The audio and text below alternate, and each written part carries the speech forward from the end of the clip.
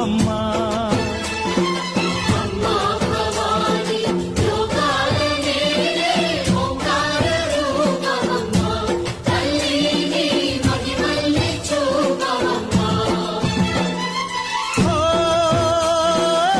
సృష్టికే దీపమా, శక్తికే మూలమా, సింహరథమే నీదమ్మా.